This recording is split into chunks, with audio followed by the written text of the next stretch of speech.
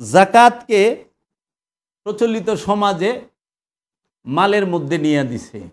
জাকাত কার হয়? জাকাত কি সম্পদের হয় না নফসের হয়? কারণ আল্লাহ তো কাহুকেও, আল্লাহ রব্বুল আলামিন মানুষের জন্য স্বর্ণের গহনা তৈরি করে নাই, রূপার গহনা তৈরি করে নাই। আল্লাহ রব্বুল আলামিন নিজে স্বর্ণের গহনা তৈরি করে মানুষকে দেয় নাই, রূপার গহনা তৈরি করে মানুষকে দেয় নাই। আল্লাহ রব্বুল আলামিন নিজ হাতে মানুষকে সয় সম্পদ চুরি ডাকাতির মাধ্যমে জমা করার জন্য বলে নাই। কিন্তু আল্লাহ রব্বুল আলামিন নিজেই আমাদের এই নফসকে সৃষ্টি করেছেন এবং এই দেহের মধ্যে সেট করে দিয়েছেন, এবং এই নফসের সাথে ইচ্ছা নামক প্রবৃত্তি, যেটাকে হাওয়া বলা হয় কোরআনের ভাষায়, এই হাওয়া এইটাকে দিয়া দিছে আপন প্রবৃত্তি, ইচ্ছা। সেটাকে পরীক্ষা করার জন্য প্রাণের সাথে দিয়া দিছে, যেই প্রাণের সাথে ইচ্ছা শক্তিটা, সীমিত স্বাধীন ইচ্ছা শক্তিটা অন্য কোনো প্রাণী, কোনো পশু পাখির মধ্যে দেওয়া হয় নাই। অন্য সমস্ত প্রাণীর মধ্যে, পশু পাখির মধ্যে, জীবের মধ্যে প্রাণ দেওয়া হয়েছে তথা নফস দেওয়া হয়েছে, কিন্তু প্রবৃত্তি দেওয়া হয় নাই, ইচ্ছা দেওয়া হয় নাই। Limited free will and choice, সীমিত স্বাধীন ইচ্ছা শক্তিটি কোনো প্রাণীকেই দেওয়া হয় নাই, শুধু জিন আর ইনসানকে দেওয়া হয়েছে। এই সীমিত স্বাধীন ইচ্ছা শক্তিটুকু দেওয়ার কারণেই এই পৃথিবীর বুকে জিন ইনসানকেই, বিশেষ করে আমানুকে সলাৎ কায়েম করতে বলতেছে, সিয়াম পালন করতে বলতেছে, হজ করতে বলতেছে, জাকাত দিতে বলতেছে, কুরবানি করতে বলতেছে। কেন? ওই যে সীমিত স্বাধীন ইচ্ছা শক্তিটুকু যেন সে নিজের ইচ্ছাই আল্লাহর কাছে উৎসর্গ করে, আল্লাহর ইচ্ছার কাছে অর্পণ করে, আল্লাহর ইচ্ছার কাছে উৎসর্গ করে। তার জন্য রব্বুল আলামিন বলে দিয়েছেন দুইটি রাস্তা, একটি ভালো, একটি মন্দ। যদি তুমি ভালো আমল করো এবং ঈমান আনো, আল্লাহর মধ্যে সিজদায় রত হও, নফসকে পবিত্র করো, তাহলে তোমাকে জান্নাত দেওয়া হবে। জাহান্নামে ফেলে দেওয়া হবে যদি তুমি অপকর্ম করো, অসৎকর্ম করো। এই দুইটি বিষয় আল্লাহ রব্বুল আলামিন বলে দিলেন। এখন এই জাকাত অবশ্যই অবশ্যই নফসের এবং কলবের, আপন যে নফসের ইচ্ছাটা, সেই ইচ্ছার সাথে জাকাতের সম্পর্ক।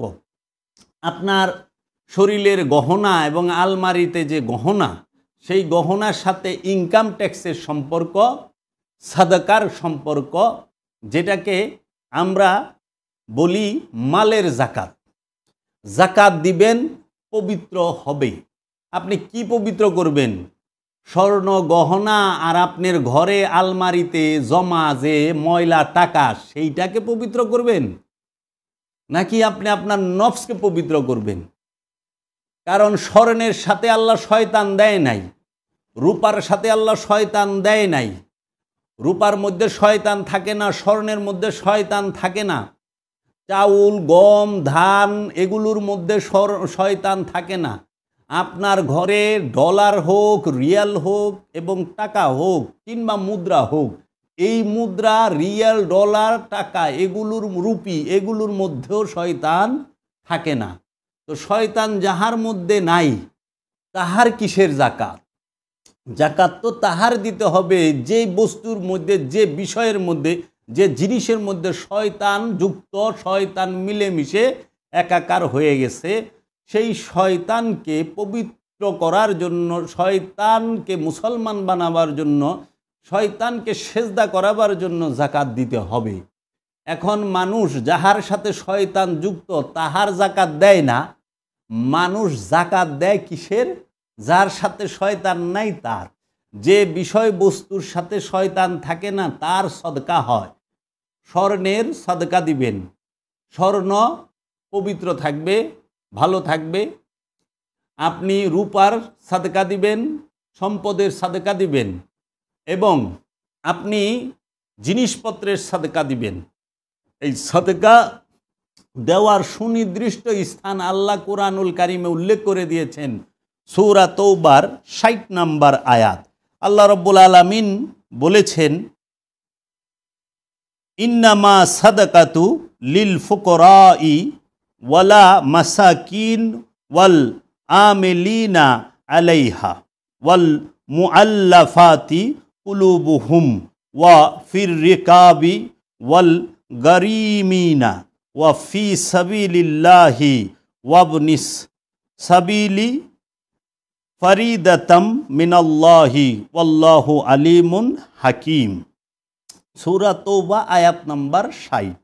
এইখানে রব্বুল আলামিন বলতেছেন, এই সূরা তৌবার ৬০ নম্বর আয়াতের মধ্যে আল্লাহ রব্বুল আলামিন বলতেছেন, নিশ্চয়ই সাদাকা হচ্ছে ফকির ও মিসকিনদের জন্য এবং এতে নিয়োজিত কর্মচারীদের জন্য, যাদের অন্তর আকৃষ্ট করতে হয় তাদের জন্য তাহা বন্টন করা যায়। দাস আজাদ তথা মুক্তি করার জন্য, মুক্তি করার ক্ষেত্রে ঋণগ্রস্তদের মধ্যে, আল্লাহর রাস্তায় এবং মুসাফিরদের মধ্যে।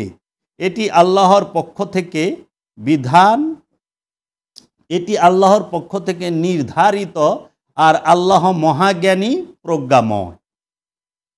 সাদকা মানুষকে দিতে হয়, আল্লাহকে নয়, আর জাকাত আল্লাহকে দিতে হয়, মানুষকে নয়। আপনি দেখুন, এই যে সূরা তৌবার ৬০ নম্বর আয়াত, এই আয়াত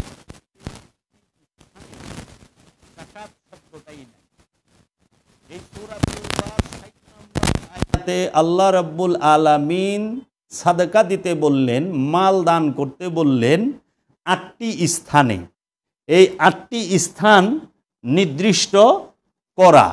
এই ৮টি স্থানের মধ্যে ১ নাম্বার স্থানটি হচ্ছে অভাবগ্রস্ত প্রার্থীদের জন্য, যাহারা অভাবের কারণে প্রার্থনা করিয়া থাকে। ২ হইল অভাবীদের জন্য, যাহারা কোনো অবস্থাতেই প্রার্থনা করিবে না। ৩ হইল আমলকারীদের জন্য, অর্থাৎ যাহারা সাদকা আদায় এবং তাহা উপযুক্ত স্থানে বন্টন বিষয়ে কর্মচারী রূপে নিয়োজিত থাকিবে। ৪ হইল অনুরাগী অন্তর বিশিষ্ট দিগের জন্য, অর্থাৎ যাহারা আল্লাহ ও রসুলের প্রতি প্রেমের আতিশয্য অস্বাভাবিক মানবিক অবস্থাপ্রাপ্ত হইয়া উপার্জনের কর্তব্য পালনে বিকল হয়ে পড়ে, তাহাদের জন্য। ৫ নম্বর হইল বন্দীদের মধ্যে, অর্থাৎ বন্দী মুক্তির মধ্যে শত্রু দেশ কর্তৃক কোনো ব্যক্তি বা দল বন্দী হইয়া থাকলে তাহার মুক্তির জন্য এই খাজনা হইতে ব্যয় করা চলিবে, তথা ইনকাম ট্যাক্স হইতে, সাদকা হইতে ব্যয় করা চলবে। উপস্থিত কৃতদাস দাসী দিগুকেও প্রয়োজন বোধে ইহার দ্বারা মুক্ত করা চলবে। ঋণীদের মধ্যে, অর্থাৎ ঋণে আবদ্ধ সৎকর্মশীল কোনো ব্যক্তিকেও আর্থিক মুক্তি দেওয়া যাইতে পারিবে, যদি তাহা কর্তৃপক্ষ দ্বারা ন্যায়সঙ্গত বিবেচিত হয়। ৭ নাম্বার আল্লাহর পথে, অর্থাৎ ধর্মীয় শিক্ষা ও উহার প্রচারের কার্যে। ৮ নাম্বার হইল পথিকের মধ্যে, অর্থাৎ বিদেশে বিপদগ্রস্ত পথিকদের মধ্যে ব্যয় হইবে স্থানীয় যে সাদকার ভাণ্ডার হইতে। অবশ্য পথিকের মধ্যে কথা দ্বারা আল্লাহর পথের পথিকও ধরা যাইতে পারে। এই ৮টি স্থানে সাদকা আপনাকে দিতে হবে।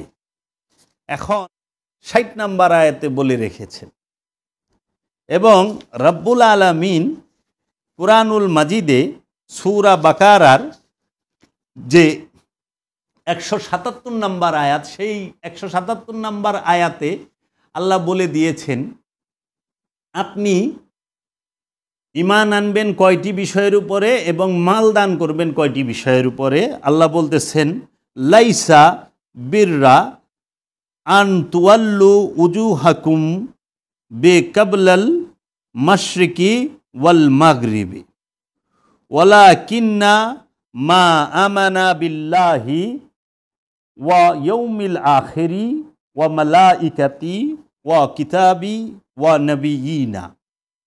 আল্লাহ রাব্বুল আলামিন বলতেছেন, পণ্য নাই তোমাদের চেহারাগুলি তোমরা যেই দিকেই ফেরাও, পূর্ব এবং পশ্চিমে, বরং পণ্য হইবে আল্লাহর প্রতি ঈমান আনলে এবং আখেরাতের প্রতি ঈমান আনলে, ফেরেশতাদের প্রতি ঈমান আনলে, কিতাবের প্রতি ঈমান আনলে এবং নবীদের সঙ্গে ঈমান আনলে, নবীদের প্রতি। এই 5 স্থানে ঈমান আনতে হবে। এটাই হইল কল্যাণ, এইটাই আপনার জন্য সওয়াবের কাজ। পূর্ব পশ্চিমে মুখ ফেরানোতে কোনো প্রকার পণ্য নাই। স্পষ্ট কুরআনুল কারিমে সূরা বাকারার 177 নম্বর আয়াতে বলে দেওয়া হয়েছে। কেন বলে দেওয়া হয়েছে? আমরা যারা মুসলমান তারা পশ্চিম দিকে কিবলা করি, কাবা শরীফের দিকে, কাবা শরীফ পশ্চিম দিকে। ঠিক কাবা থেকে পূর্ব দিকেই হইল মসজিদুল আকসা, জেরুজালেম, যেটাকে ইহুদি খ্রিস্টানরা কিবলা হিসেবে মানে।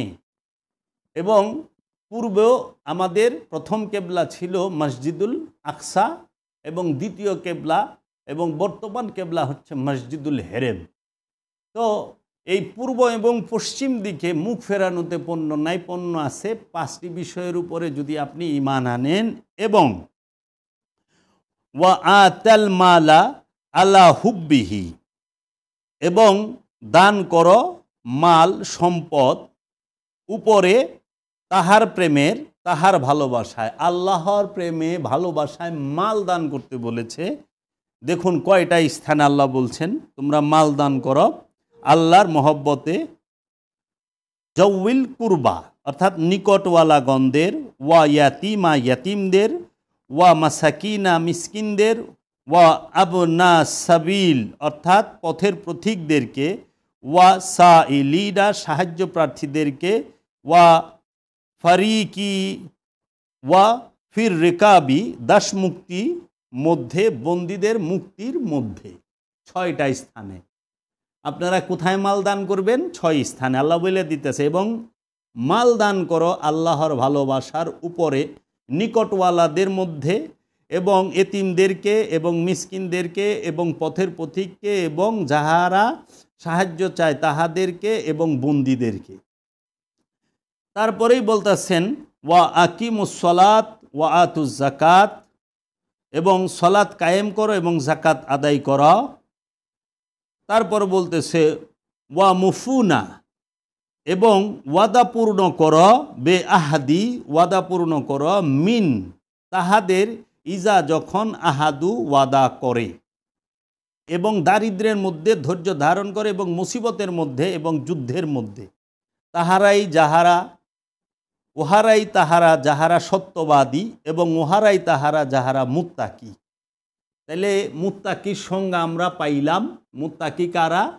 যারা আল্লাহতে ঈমান আনে এবং কিতাবের উপরে ঈমান আনে, আখেরাতের উপরে ঈমান আনে, ফেরেশতাদের উপর ঈমান আনে, নবীগণদের উপর ঈমান আনে এবং আল্লাহর মহব্বতে 6 স্থানে মাল দান করে, নিকটওয়ালাদের প্রতি, এতিমদের প্রতি, মিসকিনদের প্রতি, পথের পথিকদের প্রতি এবং যাহারা সাহায্য প্রার্থী তাদের প্রতি এবং বন্দীদের প্রতি, এবং সালাত কায়েম করে, যাকাত আদায় করে এবং ওয়াদা পূর্ণ করে তাহাদের যাহারা তাদের সাথে ওয়াদা করেছে, এবং দারিদ্রতার মধ্যে ধৈর্য ধারণ করে এবং মুসিবতের মধ্যে এবং যুদ্ধের মধ্যে ধৈর্য ধারণ করে, তাহারাই সত্যবাদী এবং মুত্তাকি।